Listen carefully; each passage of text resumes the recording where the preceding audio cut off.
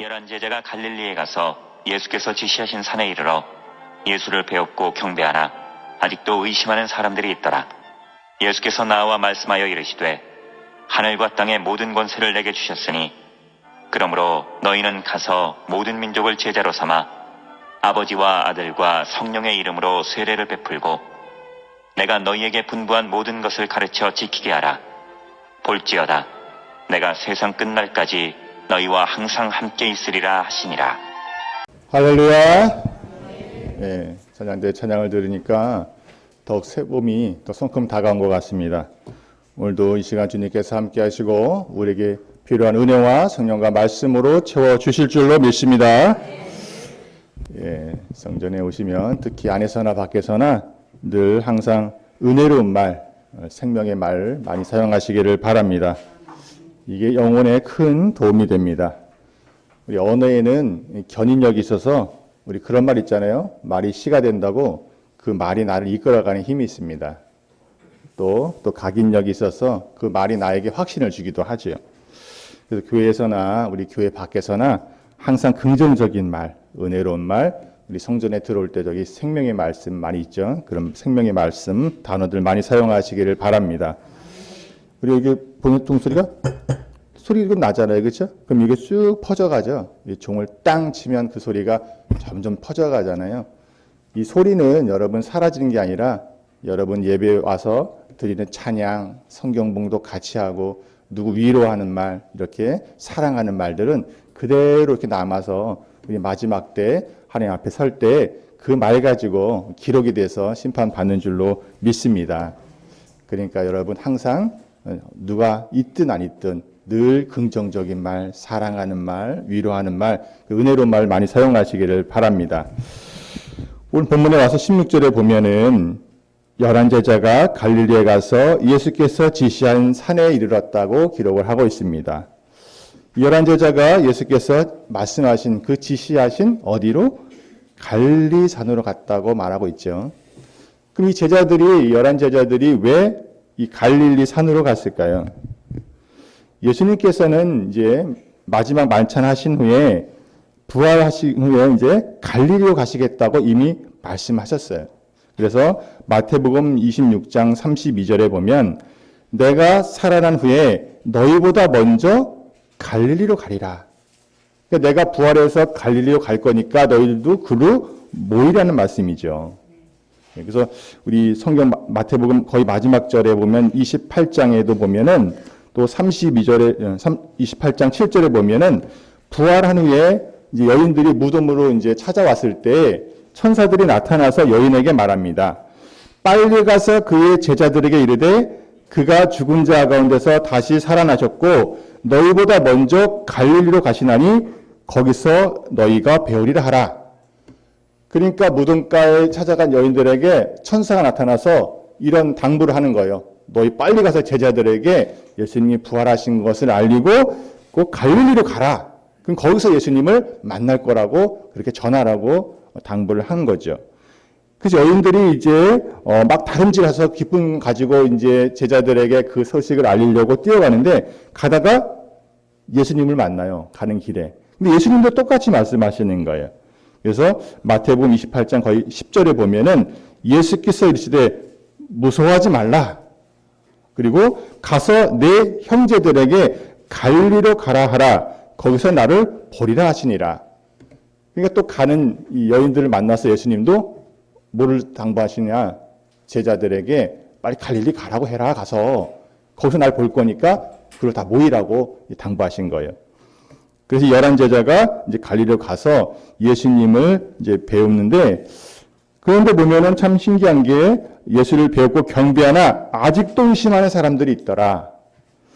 그러니까 여러분 우리가 같이 예배를 드려도 이 안에서도 이 믿음의 정도가 다 다른 거예요. 물론 이 부활하신 사건은 너무나 크고 위대한 일이기 때문에 엄청난 일이기 때문에 진짜 이런 거야? 하나님 주님 앞에 경배하면서도 와 진짜 이게 일어난 거야라고 이렇게 의심하고 너무 믿기 어려울 정도로 놀라운 사건이기 때문에 그런 자들도 있는 거죠. 그래서 여러분 우리 교회에서나 우리 가정마다 다 믿음의 정도가 똑같은 게 아니에요. 다 믿음의 정도는 다른 거죠. 여러분, 그래도 이렇게 함께하는 것이 중요한 줄로 믿습니다. 그래서 우리가 또 생명의 말씀을 계속적으로 듣다 보면은 또 때가 되면 그렇게 의심도 다 벗어지고 의심의 안개가 걷히고 큰 믿음이 될 줄로 믿습니다. 그리고 이제 중요한 말씀이 기록되어 있어요. 18절에 예수께서 나와 말씀하여 이르시되 하늘과 땅의 모든 권세를 내게 주셨으니, 그리고 예수님의 이 3대 지상 명령을 내리십니다. 그러므로 너희는 가서 모든 민족을 제자로 삼아 아버지와 아들과 성령의 이름으로 세례를 베풀고 내가 너희에게 분부한 모든 것을 가르쳐 지키게 하라. 할렐루야. 예수님의 3대 지상 명령이죠. 첫 번째가 뭡니까? 모든 민족으로 제자를 삼아라. 여기서 모든 민족으로 제자를 삼으라는 말씀은 이제 이 복음이 민족적인 복음이 아니라는 거예요. 율법은 이스라엘 백성에 주신 민족적인 성향이 강했다면은 이제 복음이 제한된 것이 아니라 모든 민족과 나라와 열방들을 향해서 이제 범세계적으로 이렇게 더 확장되고 확대되었다는 것을 기록하고 있는 것이죠. 그리고 모든 민족, 나라, 열방들을 향해서 이 복음을 널리 제자 삼아 전파하라는 주님의 뜻인 것입니다. 그런데 그럼 우리가 제일 중요한 이 제자를 삼아야 될 텐데, 주님께서는 요한복음을 통해서 우리가 제자가 되는 것이 어떤 것인지를 세 가지를 기록을 하시고 알려주셨습니다. 요한복음 8장 31절에 보면 너희가 내 말에 거하면 참으로 내 제자가 되고, 그러니까 예수님의 제자가 되는 첫 번째 방법이 뭐예요? 어떻게? 어디에 거하면? 말에 거하면. 그러니까 너희가 주님의 말씀 안에 거하고 있을 때 너희가 내 말에 거하면 참으로 내 제자가 될 것이다. 그러니까 주님께서 제자가 되는 첫 번째 방법이 뭐냐? 내 말에 거하라. 그러니까 주님께서 가르쳐 주신 말씀 안에 거해야 제자가 된다는 겁니다. 또 요한복음 13장 35절에 보면 너희가 따라합니다. 서로 사랑하면 이로써 모든 사람이 너희가 내 제자인 줄 알리라. 그러니까 두 번째 방법은 무엇으로 제자가 됨을 나타내라는 거예요? 서로 사랑하는 모습을 보면서 저 사랑하는 모습 보니까 저 사람은 정말 예수님의 제자구나라는 것을 사랑을 통해 나타낼 수 있다는 거죠. 또 하나는 요한복음 15장 8절에 보면 너희가 따라합니다. 열매를 많이 맺으면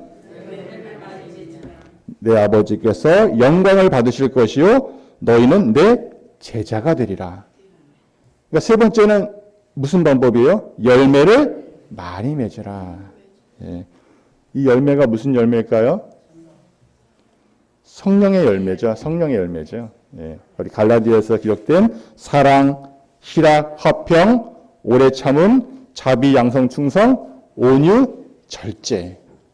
다 이런 성령의 아름다운 9가지 열매를 맺는 것을 보면서 그러면 주님께서 영광을 받으시고 너희는 참으로 내 제자가 되는 것이라고 주님께서는 말씀을 하신 거죠. 그러니까 이 제자를 삼는다는 것은 모든 민족, 모든 나라, 열방들 사람을 통해서 너희들은 하나님 말씀에 거하고 서로 사랑하고 또 열매를 성령의 열매죠. 이게 성령의 열매를 많이 맺을 수 있도록 제자를 삼고 그들을 양성하고 그들을 치유하고 또 그들을 치리하라는 말씀인 것입니다. 또 두 번째 주신 말씀은 뭐냐면 첫 번째 명령이 이렇게 제자를 삼고 두 번째는 뭐예요? 그렇죠. 성부와 성자와 성령의 이름으로 세례를 베풀라. 이 세례를 베풀라는 의미는 어떤 의미인가 하면 주님을 영접하고 이제 제자가 되는 삶을 사는 사람들이 이렇게 공포하라는 거예요. 그들을 공포하라는 거예요. 우리 세례식 할 때 이렇게 조용히 주지 않고 마지막으로 어떻게 해요? 내가 이에게 성부와 성자와 성령 이름으로 세례를 주노라 하면서 이제 성도들에게 이분이 세례 교인이 됐다는 것을 어떻게 해요? 공포하죠. 선포하죠. 조용히 이게 불러서 하는 게 아니라 공포하잖아요. 그러니까 성부와 성자와 성령의 이름으로 세례를 베풀라는 것은 이가 바로 내 제자가 되었다. 예수님의 주님을 영접하고 주님의 제자의 길을 가는 사람이라는 것을 만천하 사람들에게 공포하는 거예요. 공개적으로 선포하는 거예요. 이렇게 알리라는 거예요. 그래서 이 사도들도 초대교회의 모습을 보면 꼭 복음을 전한 다음에 그들이 주님을 영접하기로 작정하고 주님을 메시아로 그리스도로 영접하고 본인이 죄인이 됐음을 고백할 때 뭘 베풀어요? 세례를 베풀잖아요. 성령의 세례를 이제 물론 성령의 세례가 중요하지만 이 공포하는 거예요. 사람들에게. 그래서 사도들도 초대교회부터 이 세례 예전에 이렇게 진짜로 물에다가 이렇게 탁 신앙 고백을 이렇게 담근 침례를 또는 베푸는 일을 열심히 했던 거죠. 그리고 세 번째는 뭐예요? 3대 명령 중에 분부하신 모든 것을 가르쳐 지키게 하라. 할렐루야. 그러니까 여러분 이것은 영적으로 그가 이제 세례 베풀었으니까 이제 끝 이게 아니라 어떻게 하라는 거예요? 계속적으로 그를 성장할 수 있도록 교육시키고 양육하라는 거예요. 돌보라는 거예요. 계속적으로 지속적으로. 그래서 말씀을 전하고 세례 중고로 끝내지 말고 그가 영적으로 계속 성장해 나갈 수 있도록 부단히 그들을 교육하고 양육하고 돌보라는 거예요. 이렇게 3대 명령을 주님께서 주신 거죠. 그러니까 이 마태복음 마지막에 제자들을 그렇게 갈릴리로 와라. 갈릴리로 와라. 거듭 말씀하셔서 왜 부르셨겠어요? 가장 중요한 말씀을 주시려고 그런 거죠. 우리도 보면은 그 사람이 마지막 순간이다 생각할 때는 뭐 쓸데없는 얘기하는 사람 없잖아요. 내가 이제 곧 많이 볼 시간이 없다. 나에게 주어진 시간이 얼마 안 남았다. 그러면 마지막에는 어떻게? 가장 중요한 메시지를 남기겠죠. 예전 같았으면 뭐 임종이 다가온다고 느낄 때는 자식들 불러서 이제 제일 중요한 말씀 남기잖아요. 부모가. 너네들 이렇게 살아라, 얘기하고 이렇게 해라. 가장 하고 싶은 마지막 메시지를 남기는 것처럼 주님도 이제 승천하시기 전에 가장 중요한, 가장 원하시는 말씀을 이 제자들에게 핵심적인 말씀을 남기신 거예요. 그래서 최고의 바람은 오늘 말씀처럼 모든 족속들, 세계와 나라, 열방들 향해서 모든 족속으로 제자를 삼아서 가르치고 지키게 하라. 이 복음이 계속적으로 세계상에서 나아가게 하라. 이것이 주님의 가장 큰 목표의 바람인 줄로 믿습니다.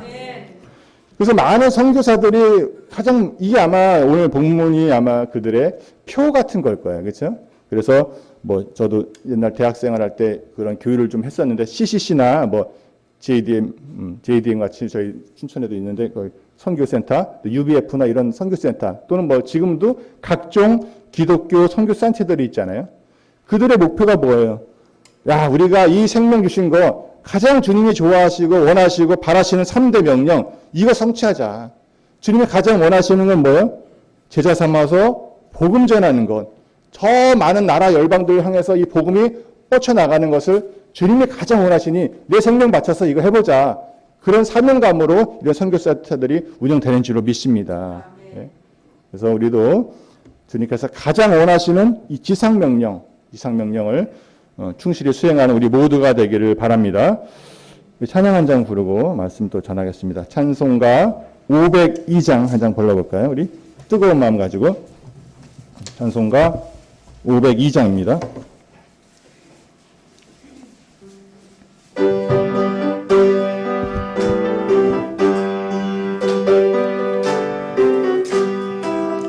빛의 사자들이여 어서 가서 어둠을 물리치고 주의 진리 모르는 백성에게 복음의 빛 비춰라. 빛의 사자들이여 복음의 빛 비춰라. 죄어든 날 밝게 비춰라. 사자들이여 선한 사역 위하여 힘을 내라. 주 함께 하시겠네. 주의 크신 사랑을 전파하며 복음의 빛 비춰라. 빛의 사자들이여 복음의 빛 비춰라.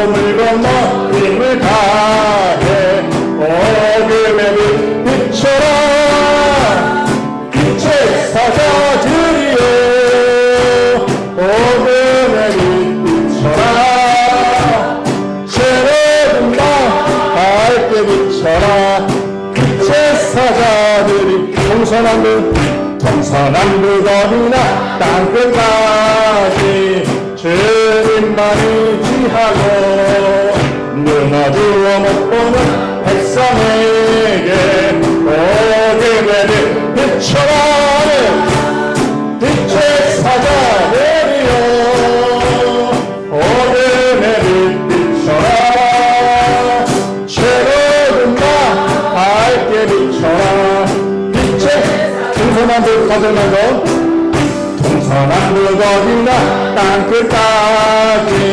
주님만 의지하고 눈 어두워 못 보는 백성에게 어둠의 빛 비춰라 빛의 사자들이여 어둠의 빛 비춰라 새로운 밤 밝게 비춰라 빛의 사자들이여 할렐루야.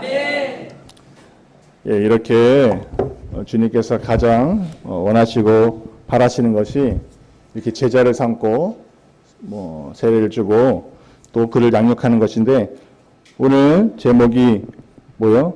모든 민족을 제자로 삼아. 예, 그 중에서도 이 부분에 더 초점 맞춰서 조금 더 말씀을 나누자면 여러분 우리가 이렇게 복음을 전하고 어떤 사람을 제자로 삼는다는 것은 내가 그의 누가 되는 거예요? 내가 그의 제자를 삼는다는 것은 나는 그 사람의 스승이 되는 것이죠. 그러니까 내가 복음을 들고 나가서 이 말씀을 이렇게 전도하고 그를 가르쳐서 제자 삼기 원한다는 것은 나는 그의 작은 스승이 되고 인도자가 되는 줄로 믿습니다. 예. 그러면 이렇게 우리가 어떤 사람을 대단한 게 아니라도 이렇게 제자를 삼겠다, 이 사람에게 귀한 복음을 전하겠다는 말씀을 들을 때 이것은 여러분 이 교육자나 어떤 직분 있는 자들의 특권만이 아니라는 것을 여러분 기억하시길 바랍니다. 그러니까 이 복음을 전하고 누군가를 제자로 삼는다는 것은 그러면 교육자 신학 공부한 사람들이 하는 것이다. 그게 아니에요. 여러분 보면 오히려 이 전도나 복음이 전하는 것은 평신도들이 더 많이 하잖아요, 사실은.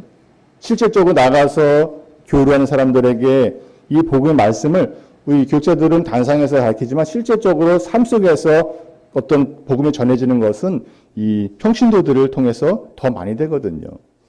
그래서 이 많은 교회들이 이 다양한 제자교육 프로그램을 운영하고 있어요. 누굴 대상으로 하냐면 평신도 사역자를 양육하고 그를 프로그램을 통해서 가르치는 것에 많은 시간을 들인 것은 왜냐하면 그건 교육자만의 특권이 아니라 오히려 이 복음이 전해지고 제자 삼는 이 훈련들이 평신도를 통해서 더 왕성하게 잘 되고 있거든요. 그러니까 이런 것은 어떤 직분자나 교육자만의 특권이 아니라는 거예요. 여러분 우리도 이런 제자 교육 있죠? 언제라고 생각해요? 대답을 하시는 분은 없네. 여러분 매주 2부 모임은 이 제자 교육의 시간인 줄로 믿습니다. 네. 여러분 2부 모임에 꾸준히 참석한 분들은 그가 나이가 많던 아니면 그런 거 상관없이 나이나 직분 이런 거 상관없이 그가 바로 제자 훈련을 계속 받고 있다는 것을 여러분 기억하시기 바랍니다. 네. 여러분 2부 모임이 그렇게 중요해요, 사실은. 그래서 거기 보면은 성경적인 것, 또 인문학적인 것, 세상 돌아가는 것들 이런 것들을 또 사람 만날 때 어떻게 우리가 그를 대하고 존중하고 어떻게 복음을 전할 것인지를 다양하게 배우기 때문에 어떻게 우리 교회는 2부 모임을 통해서 아주 강력한 제자 훈련 시간이 있는 줄로 믿습니다. 예. 거기 참석한 분들은 사실은 교육자든 아니면 일반 성도분 간에 꾸준히 받으신 분들은 상당한 제자 훈련이 돼 있는 거예요. 그리고 또 그런 길을 가고 있는 거죠. 여러분 우리가 이 제자가 된다는 것은 꾸준히 말씀을 받고 훈련을 통해서 참으로 제자가 된다는 것을 여러분 기억하시길 바랍니다. 우리 예수님의 제자가 되고 싶다 할 때는 반드시 여기는 훈련이 따라간다는 것을 기억하시길 바랍니다. 그래서 제자라는 것은 disciple이라는 제자가 되기 위해서는 영어적으로도 disciple이라는 그 훈련이라는 과정이 있다는 거예요. 우리 군대 가면 그 표가 지금도 있는지 모르겠어요. 옛날에는 그 훈련 때의 땀 한 방울이 실전에서 피 한 방울 같다 뭐 이런 표현들 많이 썼는데 그 요새는 군대에서 그런 표 보기 어려울 것 같아요. 옛날에나 있는지 모르겠어요. 그러니까 훈련 때 그 땀 한 방울이 실전에서 피 한 방울 같다. 그러니까 훈련이 이렇게 중요하다는 건데 여러분 제자가 된다는 것은 어느 날 한 번 신앙 고백으로 완전한 제자가 된다는 것은 아니에요. 지속적인 훈련과 양육 속에서 성장해 간다는 걸 기억하시길 바랍니다. 그럼 우리가 그러면 무엇을 훈련해야 될까요? 제자가 되기 위해서는. 아까 말씀드린 대로 예수님께서도 제자가 되는 방법을 말씀하실 때 보면 모두가 다 영적인 거예요. 영적인 것. 그러니까 우리는 영적인 군사가 되어야 될 줄로 믿습니다. 늘 말씀에 거하고 사랑하고 성령의 열매를 많이 맺는 것. 이건 영적인 훈련인 줄로 믿습니다. 육적으로 뭐 헬스 열심히 하고 뭐 나 좀 포복하고 이런 육적인 훈련이 아니라 다 주님께서 말씀하신 건 다 영적인 거예요. 말씀에 우리가 하나님 앞에 말씀 붙잡고 그 안에 거하기 위해서 사는 것. 또 많은 사람들을 내 몸과 같이 사랑하는 것. 그리고 성령의 아홉 가지 열매를 주렁주렁 맺기 위해서 몸부림치고 훈련받는 것. 이것이 가장 귀한 시간인 줄로 믿습니다. 어떤 의미에서 보면 우리 인생은 참 훈련장 같다는 생각을 하게 됩니다. 우리가 사는 세상은 여러분 어떻게 보면은 가상세계와 같은 세상일 수도 있어요. 왜냐하면 이 우리 주변에 보는 것 중에 영원한 게 단 한 개라도 있을까요? 다 사라질 것들이에요. 시간이 지나면 우리 몸도 그렇고 여기 있는 물건들도 지금이나 있지만 이게 다 사라질 것들이에요. 그러니까 이 지구 안에 있는 것 중에 영원한 게 있을까요? 영원한 건 없는 거예요. 그러니까 우리는 어떻게 보면 우리가 그 메타버스라고 하나? 그 이렇게 요새 있는 그런 거 있잖아요. 이렇게 가상, AR, VR 이렇게 쓰고 나면 이렇게 진짜 같이 보이잖아요. 우리 가상 세계라고 하죠. 그런 것처럼 우리 이 지구 자체도 어떻게 보면 가상의 훈련장 같은 생각이 듭니다. 왜냐하면 영원한 건 뭐밖에 없는 거예요. 하나님 나라밖에 없거든요. 하나님 나라는 온전한 영원한 나라인데 거기는 그게 바로 우리가 갈 본향이고 그것이 실상인 줄로 믿습니다. 네. 하나님 나라가 실상인 거예요. 영원한 하나님 나라, 변치 않는 하나님 나라. 그럼 우리는 지금 어떻게 가상세계 같은 것에 살고 있는 거죠. 훈련장 같은 세상을 살고 있는 거죠. 그래서 여러분 우리 그런 거죠. 운전에도 보면 이렇게 가상을 연습하는 거 있죠. 이렇게 아니면 특히 비행사들은 전투기나 뭐 비행기 몰기 전에 뭐 하냐면 이렇게 비행 가상훈련 하잖아요. 그래서 미리 연습을 한단 말이에요. 그 비행기 몰기 위해서. 그럼 거기다 비행기를 잘못해가지고 부신다, 폭파시킨다고 해서 그 돈 물어주나요? 안 물어주잖아요. 그죠? 그러니까 그런 훈련들은 뭐예요? 결국 점수만 남잖아요.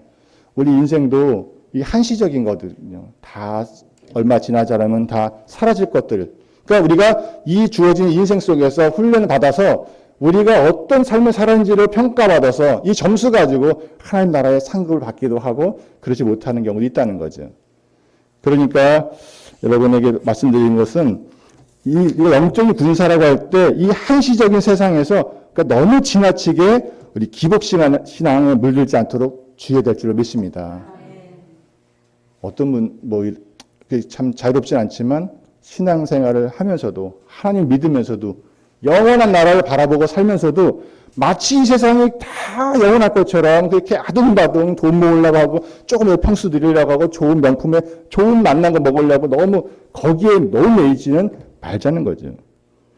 우리가 그런 것을 필요해서 전도하기 위해서 또 복음을 전하기 위해서 이런 좋은 목적으로 필요할 수도 있지만 너무 기복신앙에는 물들지 않아야 된다고 생각을 합니다. 그래서 우리 천국 시민권을 가진 자들이 있잖아요. 여러분 모두는. 믿습니까? 우린 저 영원한 본향, 저 영원한 실상, 영원한 세계를 바라보고 가는 자들이 이 안개 같은 세상에 너무 집착하지 말자는 겁니다. 천국 시민권 갖는 자들이 잠깐 있다 사라지는 세상에 너무 집착하지 마시기를 바랍니다. 야고보서 4장에는 우리 인생은 생명은 한시적인 것이요 잠깐 보다 사라지는 안개와 같은 것이라고 말하고 있습니다. 이 안개 같은 인생 우리가 훈련 잘 받아서 점수 잘 따가지고 하나님 나라에서 상급 받아야 되는데 마치 이게 영원한 세상인 것처럼 이게 실상인 것처럼 여기에 집착하지는 말자는 맞습니다. 여러분 동물은 배가 부르면 만족을 하게 돼 있어요. 구조적으로. 그래서 아무리 맹수들이라도 배가 꽉 차고 나면 옆에 먹을 것들이 돌아다녀도 신경도 안 쓰고 그냥 잠만 자요. 앞에서 까불든 말든지 돌아다니든지 말든지 배만 부르면 그냥 만족해요. 생태적으로 이렇게 지원 받았어요. 근데 사람은 만족이 없어요. 사람은 아마 지구를 다 준다 해도 만족하지 못할 것 같아요. 여러분 재벌이 만족하고 살까요? 근심 걱정이 하나도 없을까요? 재벌 되면? 제일 많던 거 같은데 많아요. 왜냐하면 그걸 지키기 위해서 또는 그들도 죽음에 대한 공포가 있거든요. 내가 이렇게 지금은 뭐 먹고 사는 거야 잘 있겠지만 이걸 다 어느 한순간 날아가 버릴 수도 있다는 것, 불안감. 그래서 불안과 걱정은 누구나 다 있는 거예요. 그리고 그들은 또 죽음에 대한 이후에 대한 문제가 있는 거니까 여러분 사람은 짐승과 달리 영이 있어서 영성을 채워야 행복을 느낀 줄로 믿습니다. 네? 하나님은 내 안에 영능에 임하실 때 진정한 만족을 누리는 줄로 믿습니다. 우리의 이 허전한 이 영적인 상황을 채울 수 있는 것은 오직 하나님이신 줄 믿습니다. 예? 재물로 좋은 만난 것으로 좋은 평수로 이거 채울 수가 없어요. 오직 우리의 만족, 우리 행복은 주님에 거하실 때 채워지는 줄로 믿습니다. 제가 지금 없어졌는데 강철부대 좀 좋아해요. 막 군인들이 막 진짜 극한으로 하는 거 보면 와 감동도 되고 옛날 군생활 때 생각도 나고 막 그런 거 보면서 막 도전도 받아 개인 마음속에서 그 특수 부대들이 막 강한 훈련을 받는 거 보면 우리 강한 훈련을 통해서 그들은 강한 군인이 되잖아요. 영적으로도 우리가 이게 강한 훈련을 받을 때 우리가 강한 제자가 되고 상급이 큰 줄로 믿습니다. 예. 군대에서 훈련 받을 때는 그 뭐 평안, 형통 이런 말들이 어울리지 않아요. 군대는 예? 군대에서 평안하길 바라고 뭐 잘 형통하길 바라고 이거는 훈련 받는 사람들 어울리지 않아요. 그 훈련 받는 사람들에게는 도전, 인내, 뭐 성장 이런 게 더 어울리는 단어들이죠. 여러분, 세상에 참 뉴스를 보면 참 어두운 이야기들이 많은 것 같아요. 뭐 희망을 주고, 뭐 비전을 주고 이래야 되는데, 정치도 그렇고 경제적인 상황이 참 어려운 것 같습니다. 세상이 어려워도 여러분, 낙심하지 말고 여러분, 아까 말씀드린 대로 하나님 나라를 소망 삼고 이기시기를 바랍니다. 네. 여러분 또 어려움과 위기가 찾아올 때 여러분, 그걸 꼭 나쁘게만 볼 게 아니에요. 왜냐하면 그것은 그 발전을 위한 기회가 된다는 것을 여러분 기억하시길 바랍니다. 네? 왜 나에게는 믿음 생활 좋은데 이런 위기가 오고 나에게 이렇게 어려움이 왔을까? 근데 하나님께서는 그 위기와 어려움을 통해서 우리를 발전하라고 성장하라고 성숙하라고 기회를 주실 수 있다는 것을 기억하시길 바랍니다. 그래서 여러분 우리가 어떤 문제, 뭐 질병의 문제든 뭐 경제적인 거든 대인관계의 문제든 이런 문제가 발생했을 때 사람들은 그럴 때 주님께 더 기도하게 되고 고민하게 되고 또 그 노력을 하면서 우리가 성숙하고 성장해 간다는 것을 기억하시기 바랍니다. 아무 문제 없고 뭐 다 잘 풀린다고 그게 꼭 축복만은 아닌 거예요. 때로는 뭐 왜 이렇게 나는 이렇게 고난이 왔을까? 이렇게 어려운 문제가 나한테 부딪힐까? 우리가 그것을 고민하면서 극복하려고 갈등을 겪으면서 우리는 연구하면서 발버둥 치면서 기도하면서 우리는 성장해 간다는 거예요. 여러분 옛날에 그 일본의 아오모리현의 그 합격사과 들어보신 적 있어요? 아오모리현에 사상 초유의 태풍이 불어가지고 과수농가에 90%가 다 떨어져 버렸어요. 뭐 나무도 꺾이고 뭐 전봇대 뽑히고 막 난리가 났어요. 세상 초유의 그 태풍 때문에 그 과수원이 다 망해버렸어요. 90%는 다 망하고 10%만 달랑달랑 남아있었어요. 그 사람들이 다 좌절하고 왜 이런 일이 생겨가지고 그런데 한 사람이 아이디어를 냈어요. 야, 우리 저 사과, 나무 사과를 합격 사과로 팔자. 그래서 그때 뭐 입시철도 있고 일본은 또 이게 시험이 많잖아요. 그러니까 이걸 막 벼락 맞고 내가 다 깨졌는데 이거 달랑달랑 있는 거 사진 찍어가지고 이 나무가 뽑히고 전봇대가 쓰러졌는데도 버틴 이 나무에 있는 이 사과는 합격을 보장하는 사과다. 그래가지고 10배를 부풀어서 판 거야. 하나씩 낱개를 포장해가지고. 이게 만약에 1,000원이면 10,000원씩 팔고 10,000원이면 100,000원씩 판 거야. 근데 불티나게 팔리는 거예요. 왜? 그들은 그런 게 있거든요. 이 강한 태풍에도 떨어지지 않은 이 사과, 이거는 합격 사과다. 하니까 사람들이 10배가 넘게 파는데도 이거 다 사는 거예요. 그래서 아이디어를 내서 그걸 극복해서 오히려 큰 수확을 얻었다는 것이 이 마케팅의 큰 기록으로 남아 있습니다. 그러니까 어려움을 볼 때 어떤 우리가 아이디어를 내냐가 굉장히 중요하고 어떠한 자세로 받아들이냐 이것이 훌륭한 거죠. 여러분 노력하고 도전하는 신앙은 때로는 실수나 시행착오가 있어도 실패가 없다는 것을 믿으시길 바랍니다.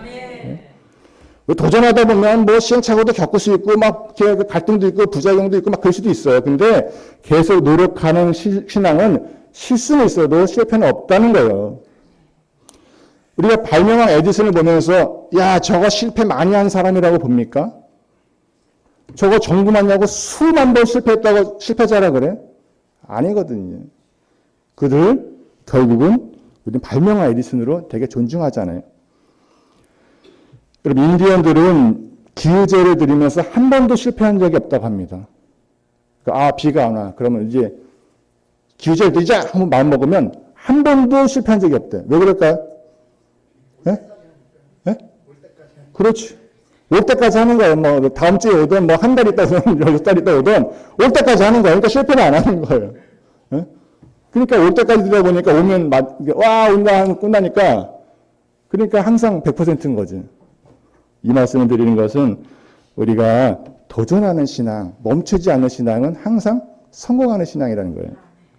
그래서 성경은 환난은 인내를, 인내는 연단을, 연단은 소망을 이룬다고 말하고 있어요. 그러니까 환난이 온다는 것은 결국은 소망을 이룬다는 거지. 마지막으로 여러분, 이게 우리가 하루하루 삶이 때로는 답답하고 때로는 이럴까 하고 무기력할 때도 있고 속상할 때도 있고 어려울 때도 있을 겁니다. 그러나 여러분 우리 앞에 펼쳐질 그 하나님의 나라, 그 실상, 그 비전을 생각하면 우리가 감사하게 될 줄로 믿습니다. 이 세상의 삶이 다가가면 사실은 속상하죠. 한평생 사는 게 끝이면 한평생 멋지게 한번 살아보고 그냥 그렇게 살고 싶지만 이게 다가 아니라는 거예요. 우리가 이 세상 살면서 이 훈련장 같은 세상에서 우리가 어떻게 남을 배려하고 존중하고 아까 말씀드린 대로 그 제자가 되는 남을 사랑하고 말씀에 거하고 성령의 열매들 보면 다 아름다운 거잖아요. 사랑, 희락, 화평, 온유절제, 자비양선, 충성 이런 것들을 얼마나 내가 지키려고 노력했냐에 따라서 그 점수 가지고 영원한 나라에서 상급이 돌아온다면 그러면 어려움도 우리가 축복으로 받아들일 수 있을 줄로 믿습니다. 예. 마지막으로 주님께서 이렇게 딱 끝나지 않고 하신 말씀이 참 위로가 돼요. 뭐요? 볼지어다 내가 세상 끝날까지 너희와 항상 함께 있으리라. 할렐루야. 예. 이 말씀 붙잡고 사는 거잖아요. 예. 네가 아들이 알아서 인마 은혜 많이 받았으니까 이런 게 아니라 어떻게 내가 너희와 항상 끝날까지 있을 거니까 용기 내서 승리하라는 거죠. 그리고 내가 준 지상명령 잘 감당하라는 거죠. 그래서 우리가 이렇게 어려운 가운데도 주님께서 항상 동행하시고 늘 도와주심을 믿으면서 이 선교사명 잘 충성되게 감당하는 우리 모두가 되기를 바라면서 오늘 말씀을 마치도록 하겠습니다. 기도하겠습니다. 생명의 주님 감사합니다. 오늘도 귀한 말씀 속에서 은혜를 나누게 허락하시니 진심으로 감사를 드리옵나이다. 주님께서 동행하시고 도와주시는 약속을 믿고 충성되게 선교사명 감당할 수 있도록 도와주시옵소서. 이 안개 같은 세상에서 영적으로 훈련 잘 받고 주님께서 당부하신 명령처럼 모든 민족으로 제자를 삼아서 주님 말씀을 기쁨으로 전하고 가르치는 저희 모두가 되게 축복해 주시옵소서. 감사드리며 예수님의 이름으로 기도드리옵나이다.